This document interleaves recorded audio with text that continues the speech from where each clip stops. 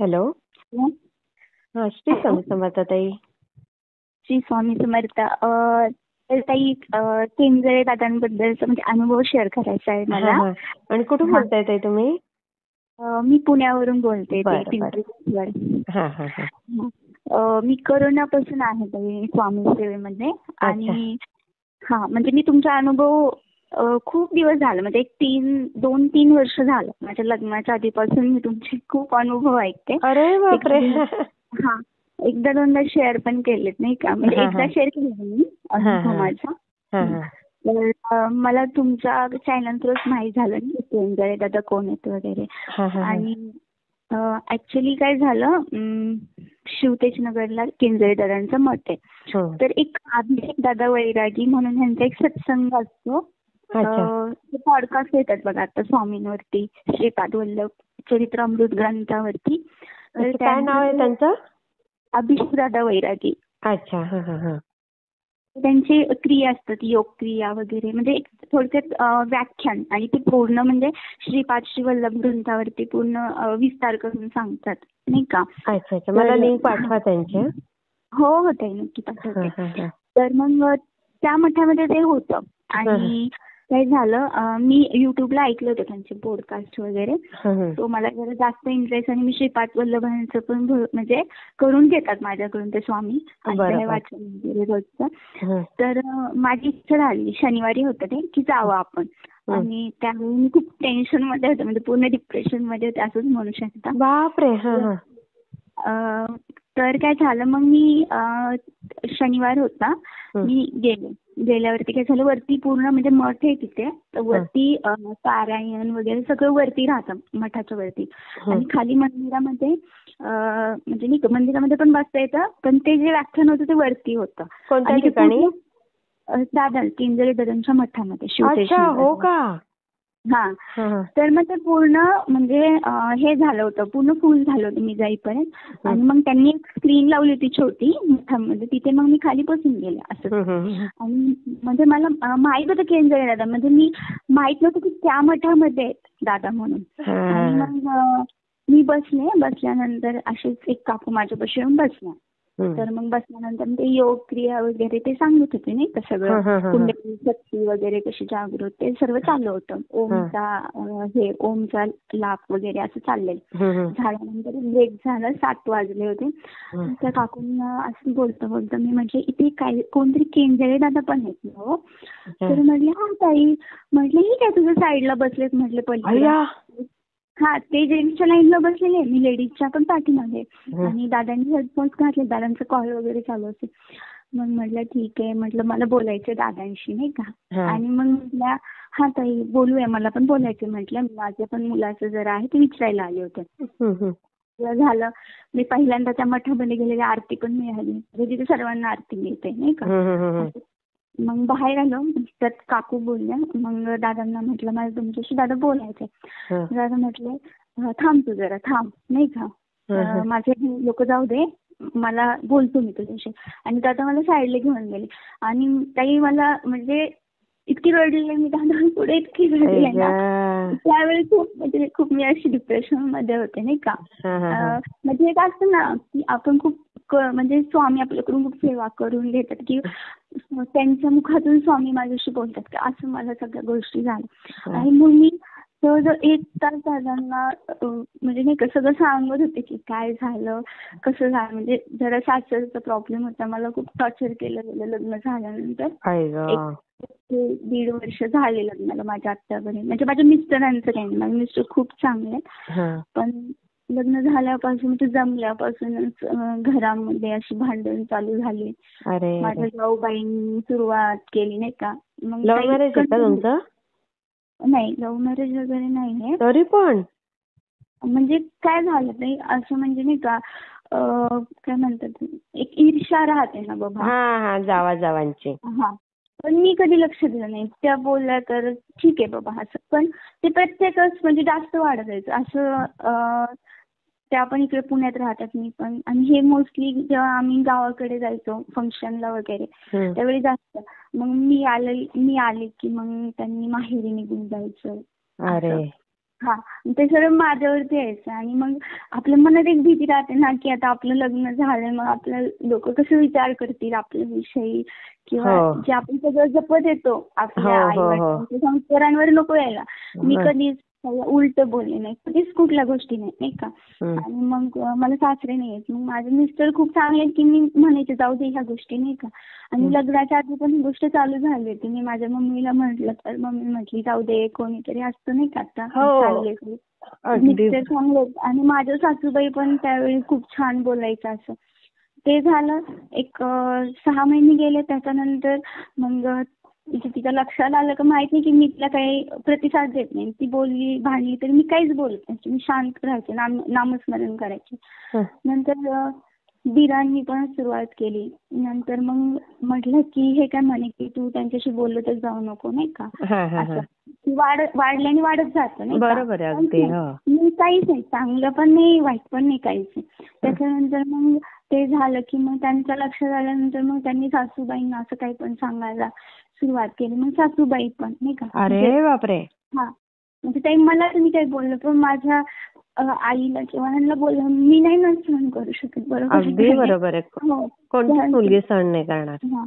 आणि मी माझे मिस्टर खूप चांगले होते. म्हणजे मी एक IT इंजिनियर आहे, मी जॉब करते. बापरे, कमाल आहे. किती तुम्हाला स्ट्रेस असेल जॉबवर. मी ताई खूप छोट्या गोष्टीवरून, म्हणजे फोन आला जर मी कॉल नाही रिसीव्ह केला आणि मी नंतर करते म्हटलं त्याच्यावरून सुद्धा काय म्हणजे किती वेळेपण आहे. आता तुमचे बिझी असतं शेड्यूल, मीटिंग सारख्या चालू असतात. कॉर्पोरेट लाईफ कशी राहते ती माहित आहे. माझी मुलगी इंजिनियर आहे ना, त्याच्यावरून. माझ्या तर सून कॉर्पोरेट मध्ये, मुलगा, त्यामुळे मला अनुभव येतो सगळा. आणि ताई मग असं पूर्ण म्हणजे माझे सासरे नाही असल्यामुळे माझ्या सासूबाईंच्या म्हणजे माहेरचं इंटरफेअर थोडं जास्त आहे घरामध्ये. अरे अरे अरे. त्यांना पण 2-3 भाऊ वगैरे आहेत. पण त्याच्यानंतर माझ्याविषयी गैरसमज वगैरे निर्माण केले गेले मनामध्ये. आपण आपल्या टेन्शन मध्ये राहतो ना ताई, की म्हणजे तुम्हाला पण माहिती किती प्रेशर राहतं. माहिती बाबा. नाराज असतं. हो, तर ते म्हणजे असं मला कुठल्याच गोष्टीमध्ये असं समजून घेतलंच गेलं नाही. नवीन मुलींना समजून घ्यायला पाहिजे सासरच्यांनी. तेवढं घरदार सोडून येतात, त्यात घरातलं आवरतात, जॉब करतात. हल्लीच्या मुलींचं साधं नाहीये सासर. आणि ताई काय झालं, मी खूप वर्ष झाले, एक 4-5 वर्ष झाले, मी प्रत्येक महिन्यात म्हणजे मला स्वामी नेतात अक्कलकोटला. प्रत्येक महिन्याला स्वामी मला अक्कलकोटला नेतात. मी लग्न होताना त्यांना सांगितलेलं लग्न जरी झालं तरी तुम्हाला माझ्यासोबत प्रत्येक मंथला अक्कलकोटला यावं लागेल. तर मग आम्ही जायला लागल्यानंतर तेव्हा पण मग ते आम्ही गेलो ना अक्कलकोटला, मग घरी आले की आमचं भांडणं म्हणजे सासूबाईंना हे काहीतरी सांगायचे गेलेलं समजल्यावर. सासूबाई आले की आम्हाला बडबड. मग मला म्हणजे मी खूप डिप्रेशन मध्ये गेले की मी माझ्यासोबत असं का नाही का हा गोष्ट. आणि खूप डिप्रेशन काय. आणि पहिली गोष्ट म्हणजे पाठीमागं पण इतकं बोललं जायचं वाईट. आणि म्हणजे माझे असं झालेलं की मी ह्यांचं टेन्शन, माझं सगळं म्हणजे जॉब पण माझ्यासाठी इम्पॉर्टंट. माझं नवीन लग्न झालं होतं, एकदा इमेज बनली की नाही का सगळं. असं पण नाही काही, म्हणजे माझे मम्मीने 25 लाख रुपये लग्नासाठी खर्च केलाय. बापरे. हो, त्यांच्या पाहुण्यांच्याच मध्ये पण रिलेटिव्ह मध्ये झालं नाही. एवढं सुंदर लग्न. मग ह्यामुळे मी खूप डिप्रेशन मध्ये होते. खूप त्या फेज मध्ये मी होते ना त्यावेळी. आणि हे जुलैमध्ये झालं. मग मी ज्यावेळी मठामध्ये गेले, दादांना बघितलं, मी खूप रडले. त्यावेळी मी खूपच डिप्रेशन मध्ये होते.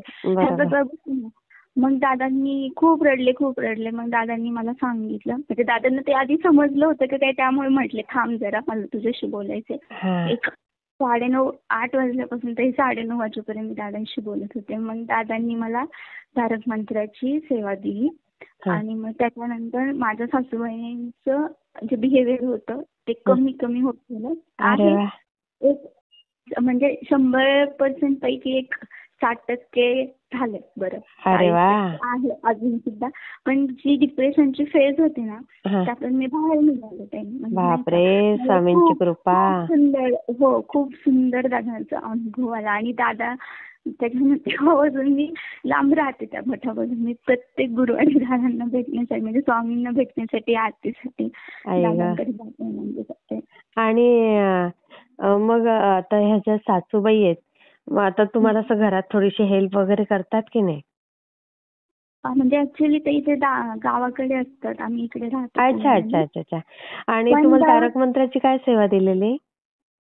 दादांनी तारक मंत्राचे ते 3 अगरबत्त्या करून रक्षा करायला सांगितलेली. आणि ते बोलले की सासूबाईंच्या म्हणजे ज्या दिशेला आहे ना तुमचं गाव, सासूबाईंचं नाव वगैरे घेऊन खूप म्हटले फरक पडेल, होईल तो व्यवस्थित.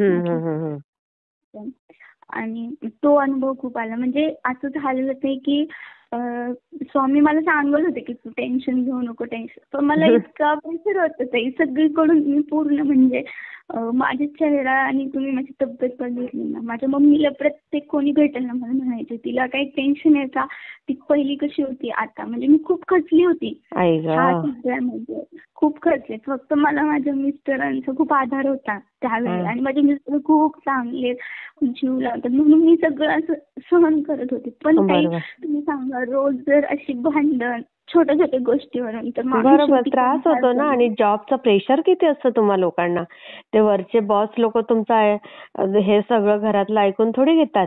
त्यांना फक्त काम पाहिजे असतं तुमचं. हो ताई, खूप खूप म्हणजे खूप. आणि त्याच्यानंतर मग मी पहिली कंपनी होती तिथे पण मी खूप ओरडा खायचे सरांच्या ह्या गोष्टी. माझं म्हणजे असं हे काय झालं मग ते कंटिन्यू फोन. मग माझ्या सासूबाईंनी थोरल्या भावांना सांगायचं, माझ्या भावांना वेगळं फोन करून धाकट्या भावांना वेगळं, त्यांच्या मानात. मग सगळ्या मग मला ते असं व्हायचं की मी जर कोणते पाहुण्यांचे केले तर माझ्याकडे असं वेगळ्या पद्धतीने बघितलं जायचं, माझ्याशी बोललं जात नसायचं. आणि असं म्हणजे मी असं सतत म्हणायचे, स्वामी माझं काही चुकलं ना स्वामी, माझी तर याच्यामध्ये काहीच चूक नाही, मी तर कोणती गोष्ट म्हणजे अशी कधीच मुद्दाम केली गोष्टी. त्याच्यानंतर मग दादांनी मला सांगितलं की तू त्यांच्यापासून पूर्ण अलिप्त राहा, विचारांपासून त्यांच्या अलिप्त राहा तुम्ही दोघे पण. आता एक 4 महिने झाले ते म्हणजे येतो जातो आम्ही, पण जे जास्त प्रेशर होता तो कमी झाला. आणि कधी फोन आला तरच बोलायचं, आपण आपली कर्तव्य करत राहायचं. अगदी बरोबर. कुठे आपल्या कर्तव्यात कमी करायचंच नाही. जाऊ वेगळी राहते ना आणि तुमची? म्हणजे ते पण पुण्यात राहतात, एकत्रच फॅमिली आमची सर्व. पण म्हणजे तुम्ही एकत्र स्वयंपाक वगैरे करता? नाही, इथे नाही, पुण्यामध्ये वेगवेगळे, पण गावाकडे सर्व एकच आहे. आम्हाला असं. आणि मग म्हणजे डिप्रेशनच्या फेज मधनं तुम्ही निघाल्या बाहेर? हो, खूप ताई, खूप डिप्रेशन. मला तुमची खूप प्रगती होणार ताई. बिलकुल तुम्हाला मागे वळून बघायची वेळ नाही येणार. हो ताई. आणि स्वामींचे म्हणजे इतके मला साथ राहते ना. स्वामी अक्कलकोटला पालखी जाते ना चालत पुण्यातून, मला 2-3 वर्ष झालं स्वामी मिळतात प्रत्येक मंथला. माझे मिस्टर पण स्वामींचं करतात खूप. म्हणजे स्वामींशिवाय मला कोणी नाही असं मी समजते. आणि खूप अनुभव आले ताई, खूप म्हणजे खूप इतके अनुभव आले दादांचे. हा एक अनुभव खूप छान आला. आणि आता एक दुसरा सांगते, छोटासाच आहे. मी काय झालं, माझं जरा युनिव्हर्सिटी क्लायंट राहतात, सो आपलं कसं 6-7चा टायमिंग असतो तेव्हा तिकडे मॉर्निंग राहते नाही का, ते मीटिंग वगैरे राहते. तर मला थोडेसे मग एक्सटेंड झाली, 8-8:30 होतात ऑफिसमध्ये निघाय. आणि मला त्या दिवशी असंच उशीर झाला. मी निघाले, पार्किंग मधून बाहेर आले आणि बाहेर आल्यावरती रोडला आले तर माझी गाडी बंद पडली. बंद पडल्यावर आणि माझं काय आहे की येताना तुमचे अनुभव ऐकायचे, ते हेडफोन घालायचे, पार्किंग मधूनच लावून द्यायचे असं. आणि शेंदरी अनुभव चालला होता. तर आल्यानंतर मी काय पुढे मला नेमकं एक रिक्षावाला थांबलेला. मी त्यांना म्हटलं, दादा माझी गाडी बंद पडली. त्यांनी ट्रॅक केला, किक वगैरे मारायचं स्कूटीचं, पण ते चालू नाही झालं. मग ते पण गेले नाही का, 5-10 मिनिटं झाली. मी म्हटलं, स्वामी प्लीज आता तुम्ही चालू करा नाही का, कोणी येत पण नव्हतं पाठीमागून. आणि केंद्र मग मी डोळे झाकले, म्हटलं दादा माझी गाडी बंद पडली, तुम्ही चालू करा. आणि म्हणजे आपलं तसं ताई मानवी मन आहे ना असं. खरंय. स्वामी म्हणजे आपली आई आहे. आपण किती पण हट्ट करतो आणि कुठले करतो ते सांगू शकतो नाही का? आणि मग मी असं म्हटलं दादांना आणि खरंच ताई माझी गाडी चालू झाली. बटन काय म्हणता? हो ताई, मी दादांना पण सांगितलं आणि मी हसूच सांगितलं. म्हटलं दादा तुम्ही म्हणताल की नाही का, पण म्हटलं खरं झालं म्हटलं दादा. म्हणजे असे खूप अनुभव आलेत खूप. आणि ते तुमचे अनुभव इतके सुंदर राहतात ना, म्हणजे ज्यावेळी तुमच्या मी माझ्या डिप्रेशनच्या फेज मध्ये तुमचे अनुभव ऐकून मला असा आधार मिळायचा ना, खूप आधार मिळायचा. खरंय खरंय ताई. आणि शिवाय आपलं जगच नाहीये दुसरं. आणि अनुभव ऐकले ना ताई तुमचे, असं वाटतं आपला प्रॉब्लेम काहीच नाहीये ह्या जगामध्ये. इतके दुःखी पीडित म्हणजे त्या ह्याने एक उभारी मिळते हो मनाला. खरंय खरंय खरंय. किती लोक अनुभव शेअर करतात. प्रत्येकाचे वेगळे वेगळे प्रॉब्लेम. आणि स्वामी प्रत्येकाचे प्रॉब्लेम घेऊन सॉल्व्ह करतात सगळ्यांनी गोष्टी. म्हणजे आता हे तुमचं मी सगळं ऐकलं ना, तर मला माझी मुलगी दिसत होती. सेम त्याच फेज मधनं गेली माझी मुलगी. तिच्या आता लग्नाला झाले 10-11 वर्ष, पण सुरुवातीला सेम अशीच कंडिशन होती तिची पण. ताई म्हणजे मी काय बोलतो ना, मी स्टार्टिंगला सगळ्या गोष्टी लपवायचे माझ्या घरच्यांपासून. पण एकदा दिवाळीला माझी मम्मी आली आणि शेजाऱ्याच्या काकूंकडे गेले, माझ्या सासूबाईंच्या मैत्रिणी. त्यांनी मम्मीला सांगितलं. मग ते मम्मीला उघड झालं. हो. मग त्याच्यानंतर त्यांना हळूहळू मग मला नाही सांगू वाटायचं की आईला का टेन्शन द्यायचं. आईला का. आणि पहिली गोष्ट मुली तुम्ही म्हणजे जाणू शकता मुलीचा असं आहे त्यांना किती टेन्शन येईल. नवीन लग्न झाले, ह्या सगळ्या गोष्टी अशा घडतायत नाही का. त्यामुळे मी खूप लपवायचे ते. पण ते माझ्या चेहऱ्यावरून किंवा ह्याच्यातून ते बाहेर पडायचं. पण सगळ्यात भाग्यवान तुम्ही, इतक्या भाग्यवान आहात की तुम्हाला मिस्टर चांगले मिळाले ताई. हो ताई खूप. आणि मिस्टर चांगले असतील ना तर जगाच्या पाठीवर कसलीच गरज नाही. हो. फक्त ते मनामध्ये मला वाटायचं की नाही मग सासू सासरे पण पाहिजेत. मग आई वडिलांची जसं आई वडील तसे सासू सासरे. आणि कुठं सांगत नाही, मी माझ्या आईला जेवढं जीव लावला नाही तेवढं मी माझ्या सासूंना लावत होते खूप. ते असं झालं ते. आणि पहिली गोष्ट म्हणजे माझ्या सासूबाई अशा ह्या सगळं वातावरण म्हणजे थोडंच खोटं पण जास्त बोलतात नाही का. एक गोष्ट असेल 10 करून सांगायचं, आपल्याला नाही रुचत. मग ताई स्वामी काय सांगतात, खऱ्याने वागा, प्रामाणिकपणे वागा, वागा. आपण ते आचरण करून चालतो ना. बरोबर. आणि मध्येच हे असं म्हटल्यावर मग मला खूप त्रास होतो. खोटेपणाचा तर जास्त त्रास होतो. खूप छान ताई. मी शेअर करते ताई. हो. आणि ताई अजून एक सांगायचं राहिलं, ज्या वेळेस मी तुमचे अनुभव ऐकायचे ना त्यावेळी म्हणजे ते तुमचे सुनेसोबतचे ब्लॉग वगैरे बघितले मी. मी सतत म्हणायचे की ताईंसारखी सासूबाई. मी सतत स्वामींना म्हणायचे, सतत म्हणजे काय नाही, सगळं छान होईल ताई तुमचं. खूप छान होईल. मी शेअर करते. खूप वेळ घेतला. नाही काही हरकत नाही. तुम्ही अशा जॉब आहेत त्यात पण तुम्ही एवढं स्वामींचं करतात, मला खूप आनंद वाटला. स्वामी करून घेतलं. श्री स्वामी पण काम खूप छान आहे ते. खूप म्हणजे स्वामींनीच आणलं आपल्याला या मार्गात तर. खूप सुंदर आहे. तुमचे अनुभव ऐकून ते म्हणजे जे टेन्शन मध्ये ना ते बाहेर येतात. हे खरंय. खरं सांगते. खूप मदत होते लोकांना. मी शेअर करते ताई. स्वामी समर्थ ताई. धन्यवाद.